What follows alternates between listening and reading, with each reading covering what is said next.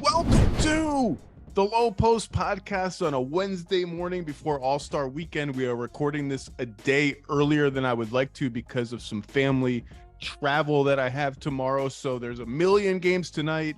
Knock on wood, nobody gets hurt, nothing crazy happens, nothing that we need to respond to happens because we ain't going to respond to it. And so it's time to do a 30-minute deep dive X's and O's preview of the Rising Stars Challenge this weekend. Kirk Goldsberry, how are you?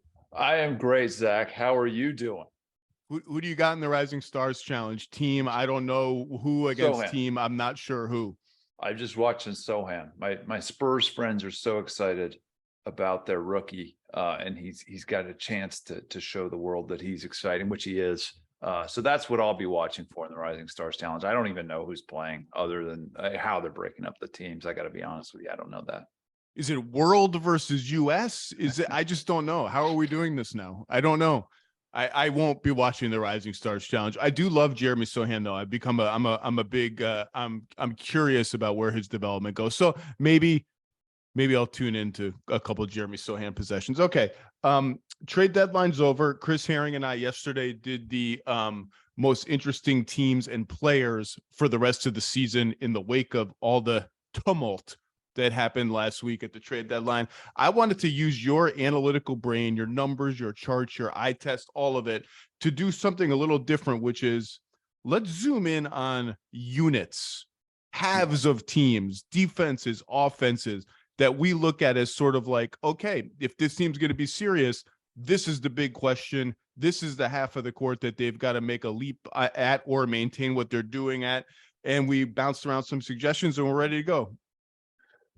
I love this. I think of the game as an offensive and defensive thing. And this is a really healthy way, I think, to look at contenders, edge case teams, what's working, what's not. And we've both identified a few units across the league that I think will determine how far some of these teams actually go in the playoffs. And they do the two ends. It's always important to remember. We're going to get into this, particularly for a team like Denver. We're going to talk about their defense. The two ends flow in to one another. So for instance, Denver's half court defense is pretty decent.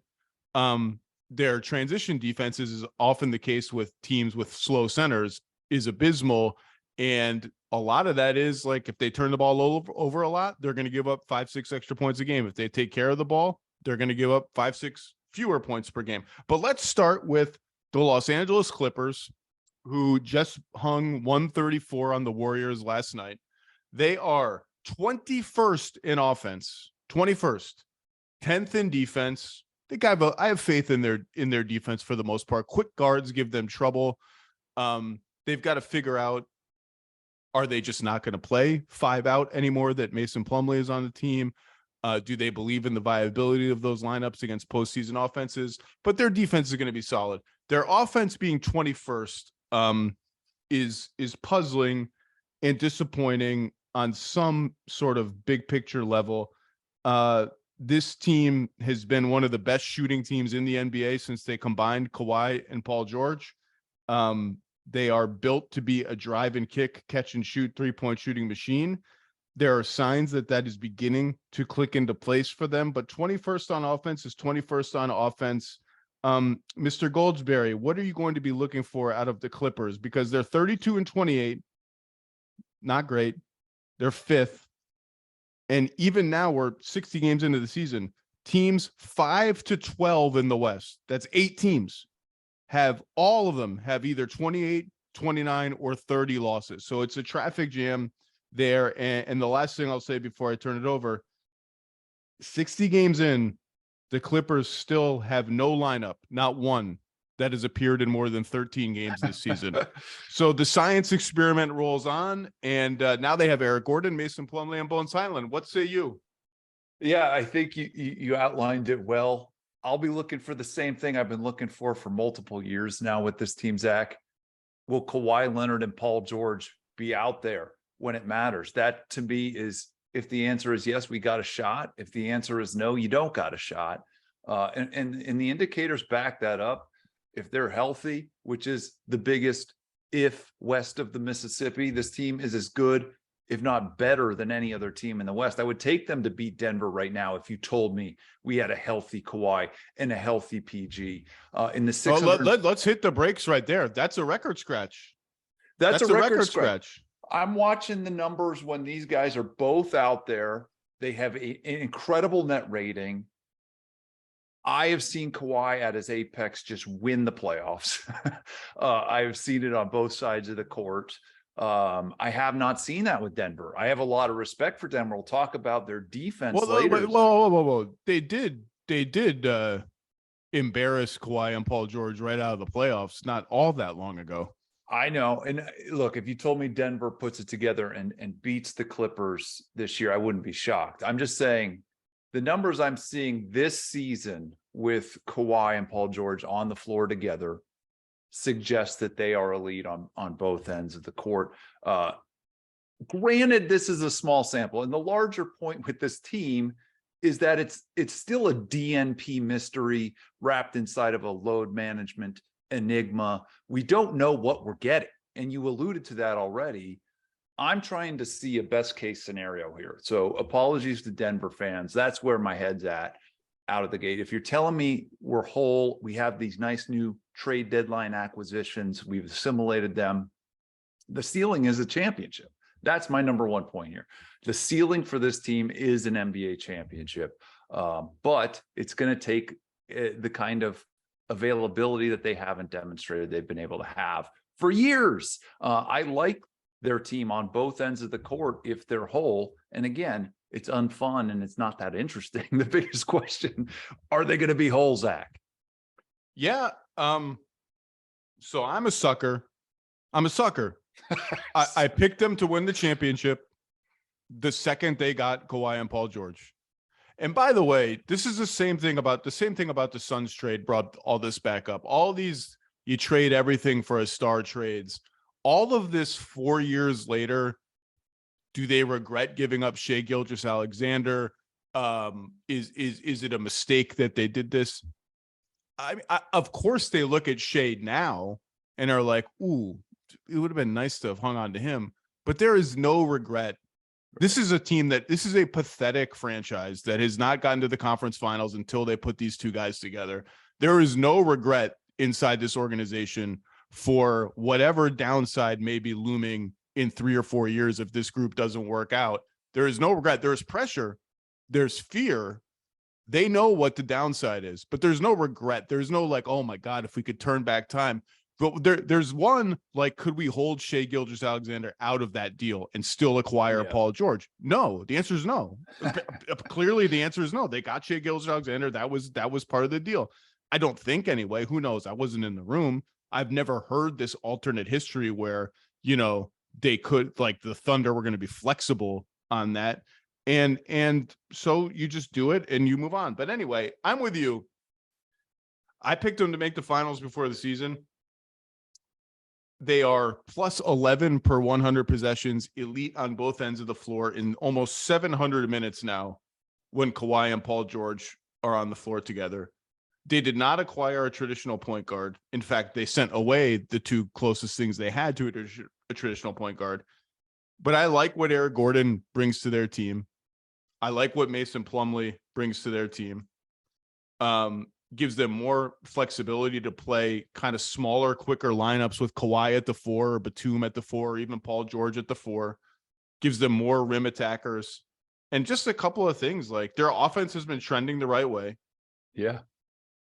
Kawhi is very sneakily on the doorstep of 50, 40, 90 right now after a slow start to the season. He's averaging 22 a game on 51, 39, 87. Norm Powell, is Norm Powell the favorite for Sixth Man of the Year now? I don't know if he is the favorite. I don't have that in front of me, but he's a good candidate. And I'm asking, is he your favorite? Should he be the favorite? Should he be our? I mean, I'm trying to think off the top of my head, like who people will say Brogdon. Westbrook's out of the running now. Westbrook, I believe, is. Look, I said this 3 weeks ago. Stop the train on this nonsense that Russ was going to win Sixth Man of the Year. He's a damaging player. He did fine as a backup. And when your team is like, when the star player on your team is going on national television and wistfully describing trades that would have sent you out the door that didn't happen, you don't win Sixth Man of the Year. Norm Powell's averaging 17 a game on 50% shooting. I don't know. I believe that this is a good offensive team, and that 21st ranking is mostly just a mirage of availability. Yeah, I want to point out too, I think Brogdon and Maxey are the other favorites in that category. But to our audience, Zach, you and I have access to an ocean full of stats. We both zeroed in on that same thing. We both went to the internet and looked at, hey, what are these numbers when Paul and Kawhi are out there together? And both of us came prepared to talk about that. That is the thing here. I just want to reemphasize that. One other name I want to bring up who I love, and it gives me confidence when I think about the ceiling of the Los Angeles Clippers, is Ty Lue, who is one of our best playoff coaches, one of the great matchup scientists, a guy who's not afraid to tinker. And when I'm looking at their deadline moves, I'm looking at it through the lens of Ty Lue in the playoffs, a guy who will go small, who will go big, who will change matchups, change defensive schemes. And whether you're talking about Plumlee or Gordon or whatever, he's got a lot to play with here. And he has proven to me that as a head coach, when he has that a lot to play with, he's almost as good as anybody in the NBA at winning a playoff series. So I almost look at it as a big three in LA with Kawhi, Paul George, and Ty Lue come playoff time. Yeah, in more games than not in the last, let's say, 20 games, when I've watched the Clippers, I've seen a team that gets how they have to play on offense and is playing that style with purpose. So even last night against the Warriors, the whole game was, where's Jordan Poole? Bring up Jordan Poole to screen for Kawhi and Paul George. If they hedge, get the ball moving, hit the roller, kick it to the guy on the wing whose defender is sagging in, and drive and move and drive and move. When they get lazy, not lazy, when they get sort of purposeless or tired, or just sort of, they don't lack that, they lack that pop, and the ball sticks, they're very, very guardable. They're less than the sum of their parts. They seem to understand the importance of that pop and that movement. So the Suns are now the favorites in the West. I think by a hair over Denver and everybody else. I just think the upside of those three guys together with Ayton and with enough depth, once they get Shamet and Payne back and reportedly Terrence Ross on board, that I think it's workable. But I still think the Clippers can win the championship. I know I sound like an insane person, and people are going to laugh at me if the Clippers lose in the first round and Kawhi plays half the playoff games and whatever, but I think this team can win the championship. Yeah, I agree. And I just want to say their floor is the first round exit. And I don't think either of us are shocked if we see that floor. But we're not going to be shocked if you're telling me they're beating the Suns or the Grizzlies or going all the way to the final. So look, here's the reality of the West. Here are teams who, if you ask them and their fans, they think we can win the championship.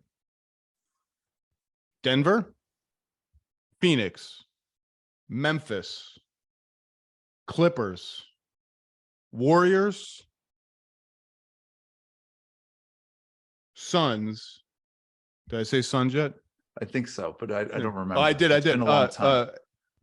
And Mavericks. Mavericks was the team now that they've got Kyrie. Yeah. That I think, and forget, let's just not say the other L word now, because they're too far back to get in this. You mean the 13th place team in the Western I think Conference? I just named 6 teams, if not 7, that think they can make a real run to the finals. I'm not as good as you at math, but 2 of those teams are losing in the first round of the playoffs, if they even make the playoffs. So yeah, one of these teams losing in the first round should not be a shocker. And apologies to the team that's been in third damn near the whole season. The Kings, I don't think they're in this discussion as a team that can make the finals. That's a really powerful point. Add in the Kings, just because there's going to be 2 or 3 very disappointed Western Conference teams at the end of the first round. I think that's a very interesting point. And to me, it pairs well with, I think, one of the definitive signs of this season, or the stats this season. We talked about this on text. This is one of the most the parity in the NBA right now is off the charts compared to where it's been in my life. The Eastern Conference has a nice litany of contenders too. We covered the league when it seemed like LeBron was going to the finals every year out of the Eastern Conference. Why? It didn't seem that way. He did. He went every freaking year. You could say your NBA Eastern Conference preview was this: LeBron's going to the finals. One of the cool things I think, and we're not NFL level parity yet, but you don't know who's going to be in the finals. And that's what sets a podcast like this apart in February of 2023 than February of 2018 or 19 is, dude, I don't know who's coming out of these conferences. And that manifests in a lot of different ways. It's fun for me as a fan, but yeah, there's going to be some disappointed front offices and coaching staffs at the end of the first round in both conferences because the league is so deep and because so many teams really believe they have a chance to win it all.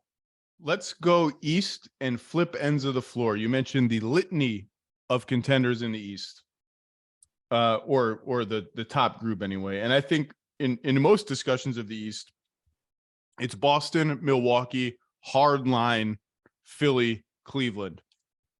Let's talk about the Cleveland Cavaliers. Yes. 38-22, have won 7 games in a row as we're recording this now.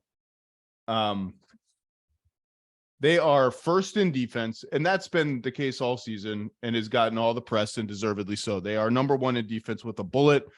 And as I've said before, it's not just Mobley and Allen. The entire team, including the guards who have bad defensive reputations coming into the season, are defending their asses off. JB Bickerstaff should be among the 3 or 4 front runners for Coach of the Year. And all those guys, all those perimeter defenders deserve loads of credit for sensing, I think, we can be this good if we all buy in. So let's all buy in and do the dirty work that's not fun and doesn't get you on SportsCenter and doesn't really get you into the All-Star game, but let's do it.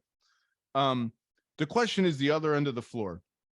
Cleveland Cavaliers offense. They're up to 10th now in points per possession. 10th. And if you look at their lineup groupings, after a slow start, their 4 core guys are +7 per 100 possessions with a good offensive rating. That's Mobley, Allen, Garland, Mitchell. With Evan Mobley as the only big man on the floor. So no Allen, no Robin Lopez, who's in his reclining position on the bench, sitting on the floor every game, providing comedy, and no Kevin Love, who's recently been benched. They're +9 per 100 possessions with about an average offense. That was the grouping, the Mobley only lineups that were shaky early. The Allen only lineups are fantastic, +12. How about the guards? Mitchell without Garland, +5 per 100 possessions. Garland without Mitchell, +6 per 100 possessions. Yeah, the 5th spot has been kind of a question, although Isaac Okoro has seized that. Now they just signed Danny Green. I mean, we'll see with Danny Green coming off an ACL. Karis LeVert has been wildly up and down. With Love out of the rotation, they're playing smaller with Jetty Osman and Dean Wade, your favorite accountant, at the 4. Maybe that doesn't hold up defensively on some nights, but the numbers are starting to suggest that a team that I've said all year long is a tier below the Bucks and the Celtics. All year long on this podcast, Kirk Goldsberry, I've said, I don't want to hear about how they have the best point differential in the East. I don't care. Their experience level, their rotational questions after the first 4 guys, it doesn't pass the smell test that they could beat Boston or Milwaukee 4 times in 7 games. I still would put them behind Boston and Milwaukee, but the evidence is beginning to pile up that this team is just awesome and that they are more of a threat to those teams that I have given them credit for. And they have an angel food cake schedule the rest of the way. And most of the models give them at least a 50-50 shot of passing Philly and getting into the 3rd spot. So my question to you is, why is this do you believe in this offense? Why is it working? And have I been underrating the Cavs this whole time? Have they been a true blue contender hiding in plain sight and I've just been blind to it? I think I wrote a piece earlier in the season where I did say they are a contender now. Yeah, I think they are. And over the last 10 games, let me give you the top 3 in net rating in pro basketball here in the NBA. The Cleveland Cavaliers, number 1 with a net rating of 12.3. The Milwaukee Bucks, who are 10-0 in that stretch, not bad, have a net rating of 9.9. The Boston Celtics have a net rating of 5.9, despite playing like Maine Red Claw lineups a lot of that time. Almost beat the Bucks last night without like lots of guys. I'm not even gonna list them all. A lot of guys. It reminded me of that old school Spurs Heat game. I knew you were gonna say that. I knew you were gonna with Matt Bonner. Who else was in that game? They sat everyone. Splitter. It was a deep cuts, but that's a story for another time. I'm a big Cavs guy. The first thing I'll say out of the gate is no team in the NBA is turned it around over the last few years more impressively, in my opinion, than Cleveland Cavaliers. The front office deserves a lot of credit, hiring the coaching staff, drafting well, trading well, obviously. I think this offense is the weaker part of this team. Oh, that's a hot take. No, the defense is that good. And you started this podcast saying they're connected. Well, this defense is going to get you starting on second base a lot of times with stops and getting good starts to offensive possessions. I think they have a clear weakness on offense that's in between their elite guards and their elite bigs, which is their wings. And it manifests in one particular category: catch and shoot 3-point shooting. If you look at teams like the Boston Celtics or the Milwaukee Bucks, they are loaded with catch and shoot threats. I think right now the Cleveland Cavaliers aren't, and they're ranked 27th in catch and shoot threes per 100 possessions. And to me, it does come back to that position you referenced, the Okoro slot, the LeVert slot, in between the guards and the bigs. That's why they went out and got Danny Green. Can they get that classic 3-and-D wing that you just have come to trust? I mean, we talked about the Clippers already. They have so many great players in that sort of slot in between the guards and the wings. That's where I pick on this defense. That's the thread I pull on the Cavs sweater to really unfurl the whole thing. So can this offense score enough on catch and shoot threes in big games to beat more complete offenses like Boston and Milwaukee? That's the $1 million question. And honestly, I don't think they're there just yet. Yeah, they went through a stretch maybe a month ago where it seemed like the best defenses that they faced. Obviously, the spacing is going to be pretty cramped when you play two bigs who don't shoot threes. And Mobley's not a shooter yet. I think one day he will be, but he's not now. And the spacing gets tight. Garland and Mitchell are both pretty undersized. So they're in there in the trees, searching out open space, got arms and all around them. It seemed like defenses were successfully funneling a lot of shots to places where the Cavs didn't necessarily want those shots to come from. Lamar Stevens for 3, Okoro for 3, LeVert for 3, tough contested Mobley shots one-on-one late in the clock, whatever. In the last month, they've somehow wiggled their way out of that. And I don't quite know how they've done it, except for both Mobley and Allen are playing maybe their best offensive stretches, at least of this season. Allen had some great ones last season in that last month, both playing with confidence. Allen's been like over 20 in a bunch of recent games, looks really comfortable shooting left-handed if he has to now. And the two guards are just sensational, and they're going to go through stretches where it doesn't really matter how good your defense is. They're going to make shots. They're shot makers. And then Okoro has started to make enough catch and shoot threes to at least make you wonder, do they have enough here? And we're all going to nitpick the fifth spot 3-and-D wing.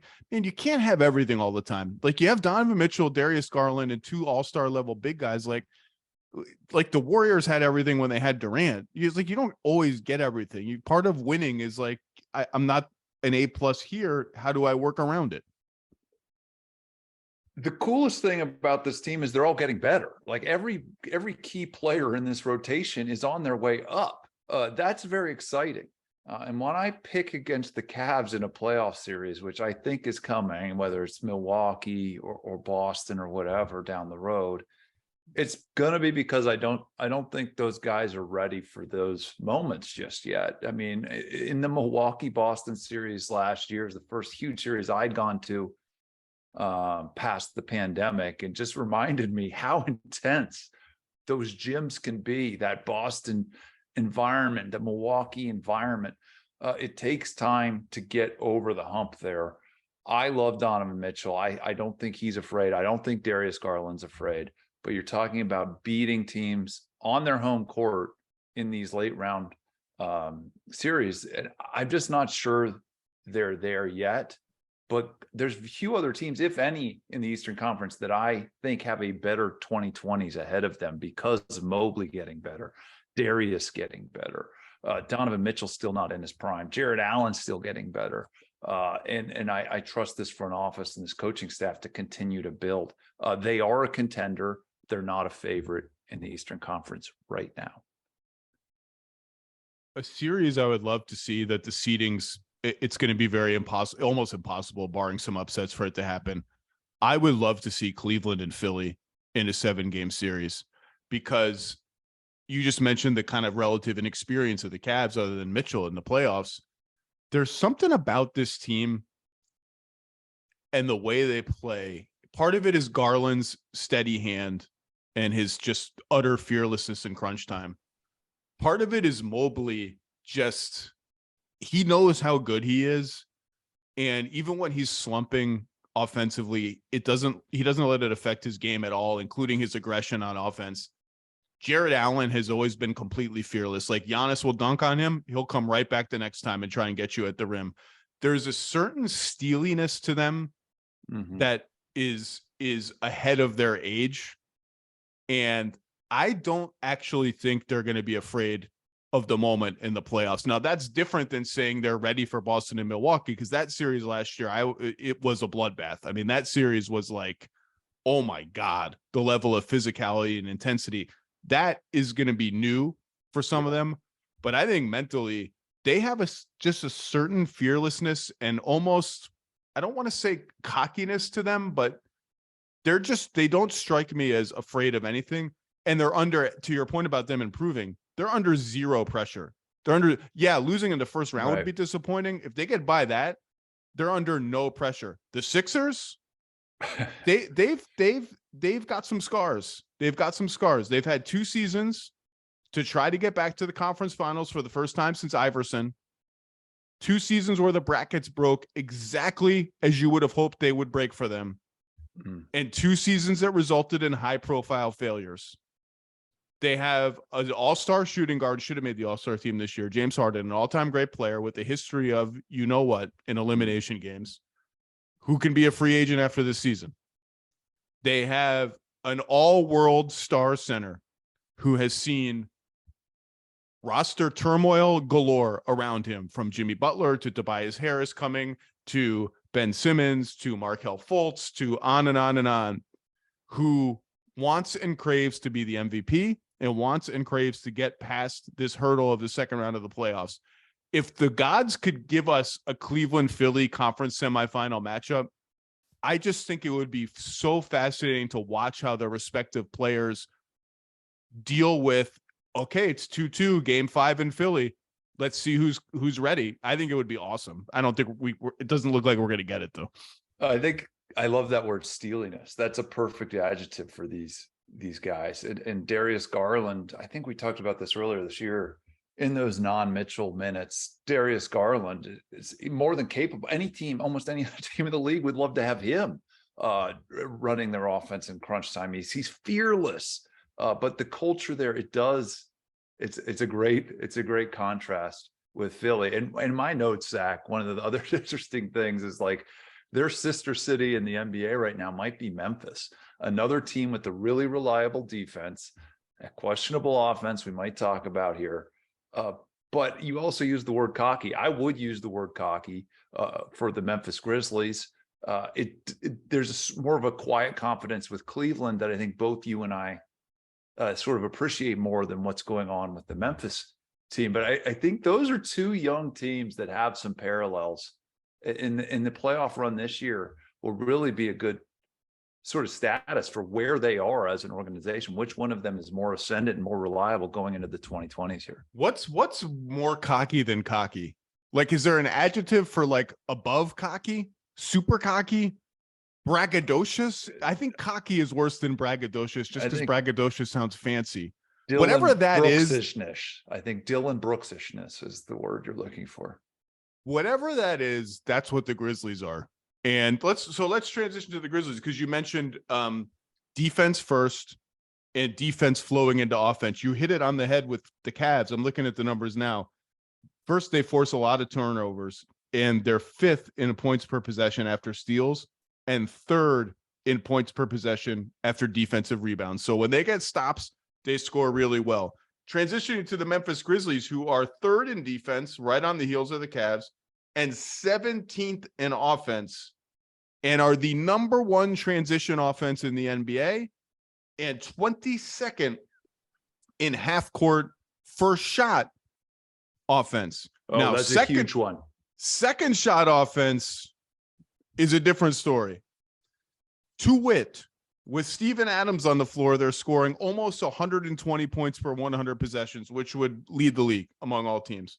Without him, they're at 108, which would be damn near last among all teams. He's the number 1 offensive rebounder in the league by 1,000 miles. He might be the best screen setter in the league.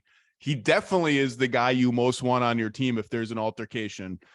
And when he's on the floor, they are rebounding 38% of their own misses, which is like gruesome. It's unfair. And so the question with the Grizzlies has always been, okay, turnovers turning into fast break points, offensive rebounding, general chaos engine, still net out at 17th in offense. Like, that's not good enough. All the stuff that this is the devil's advocate speaking. All this chaos, offensive rebounding, scrappy pace, craziness stuff. Doesn't that kind of fall away a little bit in the playoffs when the best teams play a little bit cleaner and a little bit slower? And aren't you going to have a better first shot half court offense than the Grizzlies have? Which is why a team that doesn't shoot threes, doesn't make threes, in fact, doesn't make any kinds of shots other than floaters efficiently, went out and got Luke Kennard, one of the best shooters in the NBA, at the trade deadline. But that's all they did. The big splash didn't come. And now we are left to watch this team hopefully get Steven Adams back soon. Their starters have only played 128 minutes together the whole season because Bane has been hurt, Jackson's been hurt, and they've been out at different times. I still think there's a better offense in here than league average when you put all the pieces together. But I'm curious to see how it looks, and in particularly how they incorporate another small guard in Kennard. So what's your faith level in the Grizzlies offense? It's low. I mean, relative to the other contenders in the NBA, you've taken virtually all of my notes. So congratulations. But it's my podcast. Sorry. I will just reiterate some of these points. I think, just for context, the Wizards and Hawks have a better offense in the NBA overall this year. Since our man Steven Adams has been out, the Grizzlies offense has been terrible. They rank, I think, 28th in the NBA over their last 10 games. That's not a good sign. And that has a lot to do with Steven Adams, who's missed 11 games with a pretty concerning knee injury. I hope he's okay. He's one of my favorite players just to watch, especially come playoff time, for a lot of reasons you mentioned. But yes, Steven Adams is, to me, the human reminder that rebounding matters in the NBA. Yeah, everybody wants to talk about all this flashier stuff, but this guy is just one of the best rebounders on the planet. He leads the NBA 5.1 offensive rebounds per game. And when he's been in the game, that's given one of their signature skills, Memphis, is second chance points, transition points being the other one. Before he got hurt, they ranked second in the NBA, Zach, by scoring 17 points per game on second chance points. 17. Wow. Since he's been out, they ranked 23rd in the NBA. That is 5 points a game they don't have, which doesn't seem like a lot, but that's the difference between wins and losses. I don't know who I'm supposed to trust running a pick and roll in this offense. I know this is more your bread and butter than me.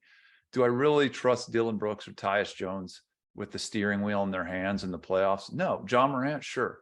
But, I think they have issues in a couple places. One, obviously right now with Steven being out, but two, going forward, the 3-point shooting and who's running pick and rolls in these big playoff series. So I wish Steven Adams would get healthy sooner, A, because I love watching him play.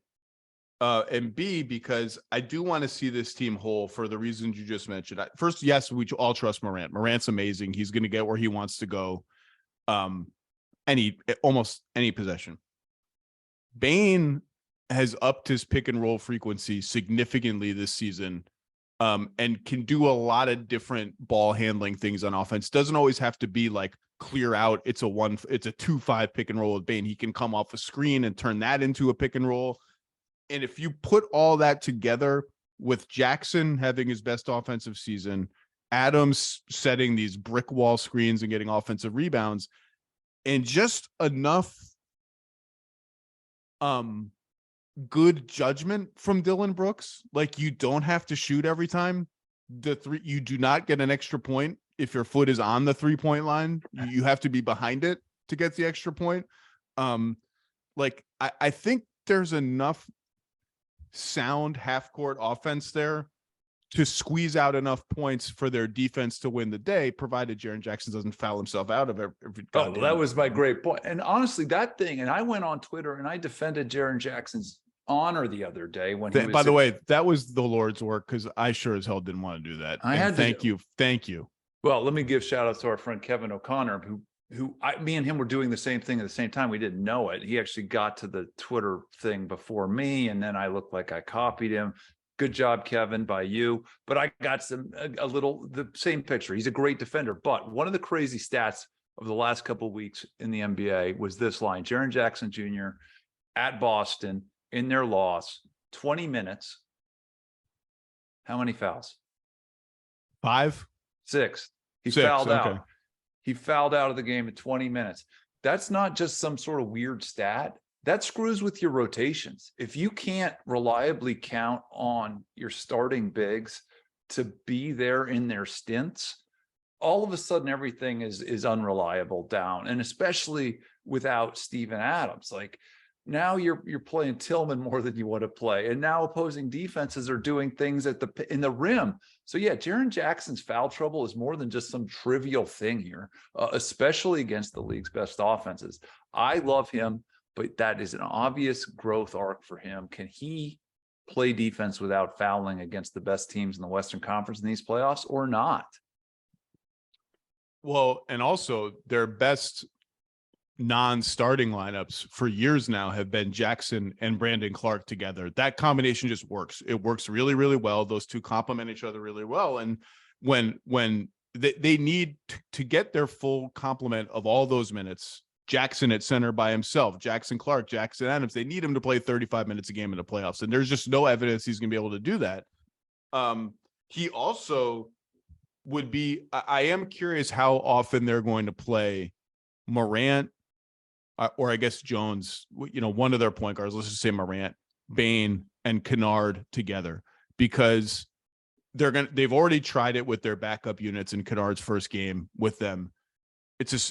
No matter how you slice it, they're small. If they have 3 guards on the floor and one of them isn't Dillon Brooks, they're going to be small. If you have Jackson and another big behind them, that could be workable, because all those guys are going to be hunted. You can only hunt one guy at a time, but all those guys are going to be targets. Bane less so than the others. If you got that dude flying around blocking shots behind him, it's worth experimenting to see if you can get away with it. And boy, would that open the floor and add another movement shooter to the Grizzlies offense. That would be interesting. I'm a believer that their offense will at least sustain in the playoffs. Like, I don't buy that it's going to get worse in the playoffs because that environment is worse for how they play, but sustain at league average is probably not good enough to get where they think they can go. That's what we're talking about here with these lists of teams. Average in the regular season, that's okay, right? Not when you want to try to win the NBA championship, whether you're talking about offense or defense. I love Jaren Jackson. I think, like you say, he's the best deodorant in the paint. I mean, Oh, I like that. Yeah, like I think that's an old John Madden quote. Winning is the best deodorant. But great rim protector is great rim protectors are the best deodorant in the NBA. If you have a Kevin Garnett or a Rudy Gobert or Jaren Jackson in their prime, now Nick Claxton has to be added to that list. Man, your guards can get away with a couple things and breakdowns that other teams, like for instance the Denver Nuggets, Zach, if you have a breakdown on the edge there, you don't have that free safety coming in to deodorize that error at the restricted area. And I think that's a big thing the Grizzlies can hang their hat on, provided the dude is actually in the game and not in foul trouble. Let's stay in the West and switch ends of the floor again. The most confounding team that I can recall in a long time, the most confounding single season team, the 29-29 defending champion Golden State Warriors, who after losing to the Clippers last night without Steph and without Wiggins are 7-22 on the road and 22-7 at home. They are plus 5 points total, like 5 points. Like Gary Payton, the second scoring average, 5 points over the break-even mark for the whole season. That's their season-long scoring margin. They're 12th on offense, but that's not what we're going to talk about because we know this team we know what they can do on offense when they got everybody out there. They're 19th in defense. And I just don't understand how or why. Can you help me explain why the Warriors are so bad on defense and how they can repair this before this season just slips away from them?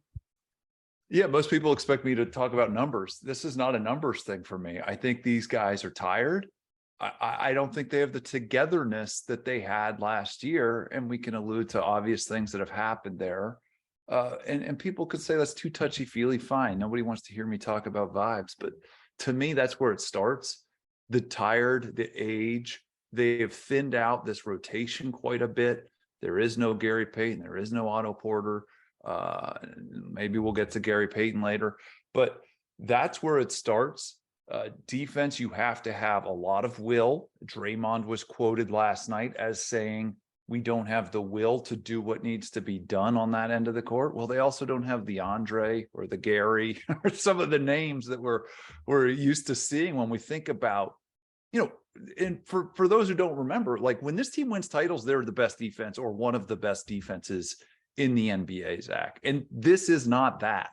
And the other thing I'd say is, if you think you can just mail it in during the regular season and go make a run in the finals, you are a generational team. I think the last team that you and I can remember that really did that might be one of the Shaq and Kobe Lakers teams that sort of mailed it in and then showed up and just destroyed everybody in the postseason. Maybe this team can do that. But right now, the defensive indicators, their ability to protect the paint, some of their signature indicators aren't there, and they show up in the numbers. But to me, it is just they're tired, they're thin, and they don't have that sort of edgy camaraderie that this defense, when I think back to the glory days, had. I still don't get it. I mean, I get what you're saying, Draymond. What you're saying is they made a championship run. Well, you talked about this. Sorry to interrupt, but you talked about this last night, right? Like, or the last night's game. Who did they pick on? Jordan Poole.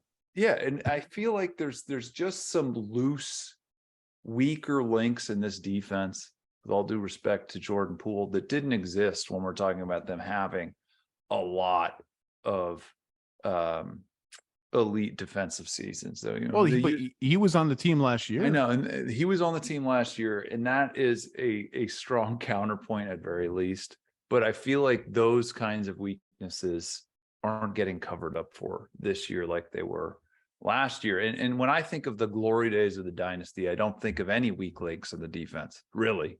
It was really when they got off of David Lee that this thing started. So, I think Draymond, Andre Iguodala, Sean Livingston, Klay Thompson, the list goes on. Like, these guys are elite defensive individuals that came together at a high level. I just don't see it this year. they need Gary Payton. Honestly, they need Gary Payton in that rotation. Well, we know Clay is not the same level defender he was pre-injuries, but again, they won the title last year. Wiggins has not been consistently available for 2 months now. He's played a few games here and there. Yeah, I mean, what you're talking about, like the Warriors had a perfect basketball team, and now boo-hoo, they have a normal good basketball team, and they have to like figure out how to problem solve a little bit. I just look at these numbers, and I'm still just flummoxed. So they stopping playing Wiseman and to a lesser extent Moody, they've eliminated the kind of low-hanging fruit. And if you look at their lineup data and the on-off ratings of all their best players, they all have pretty good numbers, even defensively. Their starting lineup is still maybe the best lineup in the entire NBA, with their 3 best defenders on the floor at the same time, all of whom start, Draymond, Wiggins, and Looney. They're allowing 106 points per 100 possessions. That's better than the best defense in the league by like 3 points. The Draymond at center lineups have not been as good as they have been in the past. They're kind of league average on defense, still netting out a slight positive because of their offense. And that's interesting to me because maybe Draymond, with this particular set of players, isn't up to the same level of heavy, I can do everything and be everywhere lifting as he used to be. I am interested, if Gary Payton gets healthy in time to be a big part of this team, if and how much we see Curry, Payton, Clay, Wiggins, Draymond as the new sort of Draymond at center group, because I think it was very telling how reluctant Steve Kerr was to play the pool party lineup, which is Steph, Poole, Clay, Wiggins, Draymond, in the finals last year and even in the conference semifinals, and how quickly he went away from starting it after being like, this is what we're going to do now. We're going to start Jordan Poole. And like 3 games later, it was like, you know what? I think we kind of need Kevon Looney. Gary Payton's out for a while after a fiasco of a trade. And, you know, that's the spot that was Otto Porter in the finals, that Gary Payton spot last year. Otto Porter's a bigger player and a better shooter, so a better fit there. But that's a lineup it's in the back of my head. I love it too. And if you're telling me that the 6th seed or the 7th seed Warriors, whatever, and they're coming in relatively healthy with Gary Payton, with Wiggins, and with Curry, who are 3 players that they haven't had together this year, I'm scared. This team is still scary. They could still put it together. And I love that idea, that lineup. One of the things this organization tried to do in the last few years is something that no organization has really ever done: hand off a dynasty to a group of young bucks in development. And one of the things I think with this defense, or with this team's record overall, is that transition to Kuminga, Moody, Wiseman, Jordan Poole, it hasn't gone smoothly. Those are key pieces of this rotation, and they're not putting up numbers that we would expect from the Golden State Warriors dynasty. It's unsurprising to any students at the game who've watched teams like my beloved Spurs try to hand off the dynasty too. It never really happens. These things come to an end. And yeah, the Poole the minutes have been a disaster on offense. And there is no Andre Iguodala. There is no Sean Livingston. There are no like that foundation where it's so reliable. There's just weaker links throughout this rotation than there was when they were firing on all cylinders. Yeah, and I think the loss of Otto and Gary Payton can't be understated from where they were last year, especially on this defensive markers. You will find people in the league, and let me be clear right now, I am not one of them, but I am the opposite of this person. But you will find people in the league who look back at last year's Warriors championship run and don't quite call it a fluke, but call it sort of like they caught lightning in a bottle in terms of the Suns fell apart, the Clippers were injured, the Jazz fell apart, the Mavericks and Grizzlies weren't ready, and the Celtics got to the finals exhausted and banged up and turned the ball over and were a horrible matchup. And I disagree with all that, because that Warriors team is awesome. the Mavericks wiped the floor with the Suns and the Warriors wiped the floor with the Mavericks in 5 games. You got to beat the Celtics. They beat the Celtics. But I think people will look at this season and revise what they think about last season. And I don't think that's fair. I think that Warriors championship is a true blue, awesome championship. But you will find people who are like looking at them now at 29-29 and asking, were they really that good? I think they were, which is why I'm so puzzled by this season and puzzled by the fact that I look at all the data, even like this number I keep coming back to, with DiVincenzo, Poole, and Kuminga on the floor and no Steph, they're +4 per 100 possessions with a good defense. Like all their core lineups seem to be working pretty well, and they can't put it together and they can't win any road games. And maybe that is a sort of like care factor, harmony factor thing. We're going to go on the road and win. Maybe it's just that they haven't had everyone available enough. I don't know what it is, but I still look at this team as more than, boy, I'd be scared to face them in the first round. I still look at them as they're a championship level team if they can just put it all together. And I'm just baffled that they can't. I don't understand why. Yeah, I think, well, welcome to the rest of the NBA. I think like the Warriors' first title famously, I think it was Doc Rivers who said, hey, that one shouldn't count. They got lucky. But, you know, you talk about the Raptors ring in 2019. Obviously, there's people who say, oh, they got lucky. You know, the bubble title for the Lakers the next year. Oh, that one really doesn't count. Like, you know, the Bucks in 21. I'm sure there were people like, oh, that doesn't count. But yeah, that's going to happen. That team was a championship team. No asterisks here.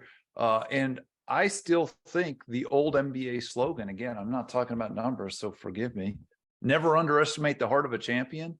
We know what kind of vibe that team, when they come into a game against Memphis and all the bright lights are on, we know what energy they're going to bring. So if they're healthy, if they're bringing a healthy Steph Curry, by the way, who hasn't been healthy very much this year, healthy Andrew Wiggins, healthy Draymond Green, healthy Klay Thompson, nobody wants to see that. And people like you and me, if they're underdogs in a first round playoff series, are going to have a real tough time picking a team like the Kings or who else would it be? I mean, the Nuggets, who that's what we needed to be is Memphis. We need somehow to have a Memphis Warriors first round series. Sign me up. Yes.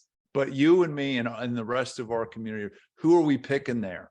That's going to be a really telling moment. And to me, I just bring that up because that speaks to your point. I'm scared of this team when it matters most.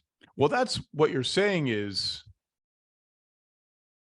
you can look at all of these teams that they beat in the playoffs last year, and they looked ragged and tired and unready or jittery or whatever. And it's like, yeah, that's the point. It's really, really hard. You have to play 100-something games. You're going to be ragged. You're going to be tired. You might even be jittery. The Warriors won't be jittery because they've played a million finals games, but they're going to be tired. They're going to be ragged. They're going to be feeling pressure. And if you can't respond to it at an absolute optimal A+ level, you're not going to win. And they can respond to it in an optimal A+ level because that's the DNA they have as a team. That's the experience they've earned as a team. And the playoffs make you look ragged. It can be ugly. It's not always going to be the 2014 Spurs moving the ball around, just slicing and dicing people. It's physical. It's ugly. You're 110 games into the season, whatever you are, 105 games into the season. You're tired as all hell. You just want the damn thing to be over. You got to find a way to win. And the Warriors have proven when other teams get in their own heads or succumb to fatigue or don't trust each other in key moments, whatever it is, whatever you want to pin their undoing on, it doesn't happen to the Warriors. Well, last thing you brought up, the 14 Spurs. Remember the next year, Zach, they lost in the first round. It's hard. It's tiring. It is, especially on older legs. And like it or not, Klay's legs, Draymond legs, Steph's legs have a lot of miles on them. And I think that's one thing we're seeing this year in the regular season. And really, I'm going to be watching to see if this team can get healthy and get their legs under them, because there's very few healthy NBA teams I would pick over the Warriors right now in a 7-game series. And they're obviously without Curry for a handful more games, at least when the All-Star break ends. And I actually think they've done they're, I think, one game under now without Curry I think it's like 17, 18 games. It's a lot of games. That's pretty good. Like that's encouraging to me that they can tread water without Steph. They're going to be like 40-40. And I'm going to be on this podcast being like, the run is coming. They're going to put together a run at some point. There's 2 games left in the season. They're going to put together a run. I still think they're going to put together a run. Let's go to the team that won the championship before them, the Milwaukee Bucks, who beat the JV Celtics last night to go to 40-17. They are tied with Boston in the loss column, 1 game back in the win column for the number 1 seed in the East. And there is a fun 3-team race shaping up between Milwaukee, Boston, and Denver for the number 1 overall seed in the playoffs, if you care about such things. And the Bucks have the number 2 defense in the NBA. We know Giannis, Brook Lopez, good luck going at the rim. They're going to be an elite defense. They don't give up as many threes as they used to. They're an elite defense. They're going to ugly up the game. It's completely unpleasant to play against them. Giannis will very rudely throw your crap back at you at the basket over and over again. 22nd in offense is an orange flag, if not a red flag. It's orange. And for a lot of the season, it's just been ugly, like ugly to watch.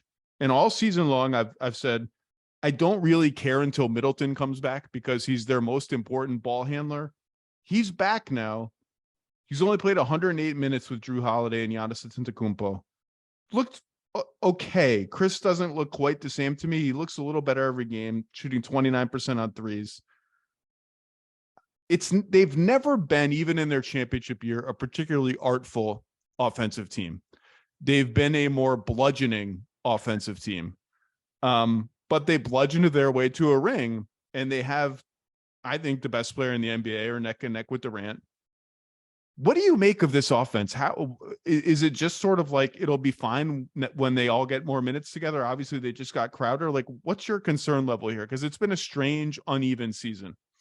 It has been strange, and it's been uneven, and it's been, without speaking of 22, Chris Middleton. It's been without him. I mean, here's a stat for you, and it's not an advanced stat, but with Chris Middleton in games in 2023, the Milwaukee Bucks are 11-0. That's a stat. And I think that's a stat. I've been saying all year, and I'm not alone. Yeah, the offense sucks, but they don't have their all-star jump shooting guy. Okay, so I'm going to take that guy off of any of the other top 10 offenses in the league and tell me what to expect if I'm taking one of the all-star scorers out of a lineup. For years, it's been Giannis pressuring the rim and Chris pressuring the mid-range and shooters pressuring the edges. They didn't have Chris, but now they do. He's working his way back. In their last 15 games, they're 13-2. Their offensive rating is 118. That's very good. I love Drew. I love Chris. I love Giannis. I love Brook. They have enough shooting. They added Jay Crowder. On my concern level, it's very little concern because the defense is you can set your clock by the defense. I think if this team is whole, they're the equivalent of a top 10 offense. That's strong. Top 10 offense. Yeah, I think that's where they are. Tell me I'm wrong. No, I like it. I like it, and I think there are signs that you're right. They've scored well with Middleton. Just with Giannis and Drew Holiday, they're plus 10 per 100 possessions for the season. And Drew Holiday missed time earlier too. I think Crowder, now we'll see how Crowder looks. Yeah, but fair. Crowder and the return of Bobby Portis is going to be a huge deal for them, because I know he's slumped from three-point range after a hot start to the season. He can shoot. We know he can shoot, and he provides these little sort of like, why are you pointing? What is your I've forgotten about. Yeah, Portis is like one of their most important like players. He's a versatile piece in their better offensive team when he's available. He provides those buckets that every championship level team needs, which is like, all right, it's late in the second quarter. Everyone's kind of tired. Nothing's working. Can we just throw it to someone and get a workable shot here? And like, that's what Bobby Portis has become. for their team, particularly in Middleton's absence, who Middleton's their best guy for that. So they have the following 7 guys that I really, really, really trust in the highest level playoff environment. Giannis, Middleton, Holiday, Lopez, Portis, Crowder, TBD, but I trust him, and Connaughton. That's 7. I did not mention Grayson Allen, who I think will remain in the starting lineup once Chris Middleton comes back into the starting lineup. I think Connaughton will go to the bench just because they like the shooting factor. I trust-ish Grayson Allen. He's going to get picked on defensively, but I trust him. That'll get you to 8. And after that, it's like whatever we get from Ingles, who's looked pretty good, slow, but pretty good. Javon Carter and Wes Matthews is kind of gravy. That's enough guys to me. And the Crowder thing is interesting because if they want to go with Giannis at center, that's always a tough decision for them because that's the sexy lineup type that everyone is fascinated by. But Portis and Lopez are 2 of their 5 or 6 best players, and putting Giannis at center means they're both on the bench. But with Crowder, they now have access to a lineup of Middleton, Giannis, Holiday, Crowder, Connaughton, which might be the best Giannis at center lineup potentially that they've ever had. And then you throw in the Giannis Portis combination with Lopez on the bench. That's always worked really well. Giannis Lopez, that's worked really well. Sometimes they play all 3 of them together. I don't particularly love that, but they've had some success with it. They have enough depth and flexibility to put good 2-way lineups on the floor of all different shapes and sizes if Crowder is ready to give them somewhat expected production. You can't roll in to the playoffs on vibes alone, Zach Lowe. You cannot just roll in on vibes alone. I'm interested in whether Jay Crowder can get his legs back. This dude has not played basketball in a long time, and NBA basketball is very difficult. If he's able to be the Jay Crowder that you and I have seen before, he gives this team. I love the way you framed this. They need to get to an 8 or 9 man rotation. He's a key part of whether they can get there. At his ceiling as a spacer and a defender, he really gives this team a championship piece that they didn't have without him at his ceiling. Now, there's a world, though, where he's not the Jay Crowder. He hasn't played. There's also a world where he shoots like 2 of 30 from 3 in a 3-game stretch. That's another great thing with him to point out. So, in a weird way, role players, we've seen it before. Ask the Celtics with Grant Williams last year. Players like that can win you games when you need them. And will Jay Crowder be there? It's a big question because, Javon Carter, nice players. Do you want him in the game and in closing time? Ultimately, I want to talk just a little bit more about Giannis. This dude's the best player in the world. And it's not just because he scores with about as well as anybody in the league. There are a couple people better statistically, but his defensive, like Evan Mobley, he enables this defense to have 2 rim protectors on the court at any given time when Brooke is out there or somebody else. That's a luxury. He is one of the finest defensive rebounders in the world. Very few people can win you a game, score 50 in a finals game, and also get 20 rebounds in a playoff game. To me, the story of the Bucks still revolves around him, and all of these pieces need to be there. Chris is very important. Jay is very important. Drew Holiday is very important. But the story is, for me in the Eastern Conference, is nobody else has Giannis. And that's why I still have them at their ceiling better than teams like Boston, Philadelphia, or Cleveland. Best paint scorer since Shaq, Zach. But look, I mean, it's a pretty simple game. It's a simple game. I kind of agree. I don't top 10. I think they probably are like the 9th or 8th or 7th or 11th best offense in the NBA. And that's all they need to be. They don't need to be scoring like the Kings and the Nuggets with the way they play defense. I think that's probably right once they get whole.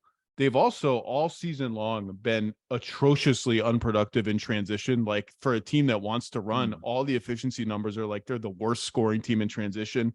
I actually look at that as kind of a good sign for them. Like, that's just weird. It doesn't make any sense to me, and will probably correct itself when that dude starts loping full speed down the floor.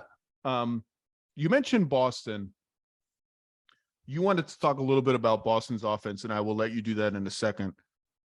I picked Milwaukee to win the championship before the season. I believe in sticking with my picks. That's my pick. That was my pick. That is my pick. That's the pick. I made the pick. That's the pick. I picked Bucks Clippers in the finals. 50 whatever games in, 60 games in, Boston is the best team. Boston is the best team top to bottom, I think, still in the NBA. Phoenix is going to have a shout at that, and so is Milwaukee. And people are going to read a lot into last night's game where Boston, without Tatum, Brown, et cetera, Smart, Horford, almost beat the Bucks on the road. I don't read too much into that. Like, weird stuff happens in the NBA.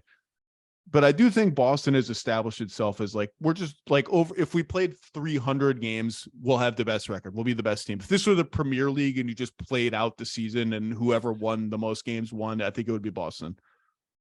I picked Milwaukee to win the title because I just have that much respect for Giannis. I think he's still the most fearsome player in that series above Tatum, and has a sort of will and ferocity that wears on you over 2 weeks of trying to deal with him coming at you, and enough around him to make up for the talent gap 1 to 12 that I think does exist between Boston and the Bucks. I think they have enough star power at the top and enough depth that fits around Giannis and the two other stars on the team that they can beat Boston in a 7-game series. They almost did it last year. I don't know how much to read into that without Middleton. But if you are going to sit here and tell me it's clearly Boston's the best team, all the projection systems say Boston, I can't really disagree with you, but I think the Bucks have enough to win that series. I don't know who I'd pick when it comes down to brass tacks, but I picked the Bucks to win the title. I am curious to see why you wanted to bring up Boston's offense on this podcast, because I didn't bring up Boston anything, because they look pretty rock solid to me on both ends of the floor, but make the case that they belong here. Yeah, I will. And I just want to go back to one thing, and I already brought this up. When I was in those gyms with Boston and Milwaukee in the playoffs last year, I remember saying to people around me in the media section, I was like, it feels like we're going to be here watching these two teams for a few years in a row, because they are just so good. And I feel like they're going to be on a collision course, like a lot of NBA history has these rivalries. And that was a great example. And it feels like we're going there again this year. If I had to pick the Eastern Conference Finals, I don't think I'd be alone in picking these two teams. And the fact that they both wear green is confusing to me. My daughter said that too. Yeah. Sometimes I like last night, one's wearing black, one's wearing green. I'm like, who's who? What's going? Anyway, but yes, I agree. Well, let me trigger you because your fans deserve a Zach Lowe rant. What were those Bucks uniforms in that court last night? What were we watching? That was nothing green about it. No, it was blue. They were blue. What kind of were they wearing? Were the Bucks wearing black and the court was blue? I don't look. Nobody. I've said many times, the Celtics should have to start games trailing 5-0 when they wear their black jerseys. That's how much of a crime against basketball history and art those jerseys are. You should just have to. We want to wear our black jerseys so we can gouge our fans out of buying this thing that they're never going to wear because nobody looks good in a freaking jersey. Yeah. Have you seen how well the Sam Hauser jersey is selling in Southie, though, Zach? You got to look at the black Sam Hauser jersey sales. But you're right, and I love this. It's one of my favorite Zach Lowe rants. The green Celtics uniforms are the equivalent of like the Notre Dame football uniform, and they're just like not it's the pinstripe. It's the. I hate to say this as someone who firmly believes the Yankees are evil. It's the pinstripe Yankee jerseys. It's the same thing. Why are you messing around with anything? Wear the white ones every once in a while. That's another classic look. That's it. Yeah, I totally agree with you. But yeah, the jersey sales department at the Celtics business side has a different predicament. I will give you the reason. I think one of the more interesting things, and I do have a lot of respect for the Celtics team, certainly not mad at anybody picking them to win. They have been great all year, but I think the Mazzulla era is a little bit different than the Udoka era. They've invited in a little character known as variance into their lives. They've fallen in love with 3-point shooting, and that's manifested this season. When they came out of the gates, they looked like the best offense in the history of pro basketball because all of those threes were going in. All of the role players were shooting 40%. Well, guess what? Regression to the mean happened in December and January, and they look like an average three-point outfit at best. Their offensive efficiency collapsed. Look, they have made a deal with this sort of variance devil. When they shoot 40% from three this season, they look unbeatable. They're 21-0. When they shoot 32% from three, though, which has happened quite a bit, they're 6-10. So if they encounter a cold stretch, and this isn't unusual in the three-point era, if they hit a cold stretch or a cold game in a game 7, they've invited this sort of Rockets fate in from that classic game 7. If you're going to rely that heavily on threes, like right now, I was just looking at this as a crazy stat. This month, they're averaging 57 points a game from threes and 45 on twos. Okay, so if they have these cold nights, will they be able to turn on the 2-point switch and get to the rim and trust their 2-point offense to pick up the slack? I'm not sure about that against a great defense like Milwaukee or Cleveland. That's why I wanted to bring them up. The Mazzulla era has been a success by any measure coming out of that chaotic event. But this reliance on three-point shooting, as we've seen the roller coaster already this season, scares me a little bit. And can I trust their offense against those elite defenses in the postseason? Yeah, I mean, they're also not a big free throw team. They're not a big offensive rebounding team, although Robert Williams III changes that equation. They have been taking care of the ball this year. They've been a top 5 fewest turnover team for a lot of the season. They're down to 6th now. That was obviously their undoing. Killed them. Not just turnovers, but just sort of like they would just let go of the thread. They would lose the plot, as some people like to say on offense. Like they would just sort of let Jordan Poole or not Grayson Allen. They kind of they got Grayson Allen. They got him good, but they would kind of let Jordan Poole just hang on defense. Too many possessions. Be like, dude, why are you attacking Wiggins when that guy's over there? Just call his guy up for a pick. They would just lose the plot. I think they're better about that this year. It's going to be a fun last 25 games. A lot of questions, a lot of movement at the deadline. And as you know, like a lot of teams. Now we may look in a month and think, boy, all that talk about how many teams could win the title, it really was just like Phoenix, Denver, Boston, Milwaukee. Mm-hmm. Or it may go the other way where the first round is just like raucous and all of a sudden the Suns are in game 7 against the Mavs or something in the first round. It could go a lot of different directions. It's gonna be fun. Again, it's 5, 6, 7, 8, 9 contenders, but yeah, it's going to be fun, except as you pointed out so astutely, and I'm going to remember this from the podcast, there's going to be very disappointed fan bases and coaching staffs, especially in that Western Conference. Nobody thinks they're a first round exit right now, but there will be 4 of them and some teams that end very disappointed on that Western bracket. Well, and that's when people project ahead to free agency and summertime trades and all that. That's what you have to remember is you can do all the projecting you want in January and February about how Team X has cap space and all this optionality. When teams underachieve grossly in the playoffs or overachieve a lot in the playoffs, it can change their entire offseason outlook. One bad playoff series can break apart a team, can take a team out of contention for superstar X. Like a lot of it comes down to the playoffs, particularly for teams who have a ton at stake, as we talked about earlier with Philly, for instance. Kirk Goldsberry, you have any good All-Star weekend plans? Just laying back and watching. I'm going to be home in Austin, and I hope all my friends who are in Utah have a great time. I'll be watching the 3-point contest. Looks like the best event this weekend. It's my favorite. It's always been my favorite event. I think I knew that. You have a pick? Who do you think's going to win? It's always the hardest thing to pick. I don't know who's in it. I can't remember. All I know is the field for that thing is a lot better than the field for the dunk contest, which I will watch no matter what. I love that. Even a bad dunk contest, I still, yes, it can take forever. I still like a bad dunk contest. What's not like a guy misses 10 dunks in a row and you're like, all of a sudden you're watching this human drama unfold in front of you. Like, is he going to keep trying to, like, millions and millions of people are just watching this one guy It's like a technical free throw, but you have to shoot 50 of them and you're a bad free throw shooter. It's just, it goes on and on. Anyway, well, this won't be Dominique and Michael at Chicago Stadium. This is going to be Mac McClung and KJ Martin or whatever. But here we go. KJ Martin, that's my pick to win the dunk contest. I don't even know who else is in it because I just know Shaedon Sharp's not in it. Whoever else is in it, KJ Martin is my pick to win the dunk contest. Who's in the 3-point shootout? I'm just going to make a blind pick in the 3-point shootout. Damian Lillard wins the 3-point shootout. I got Damian as well. I know Herter's in it.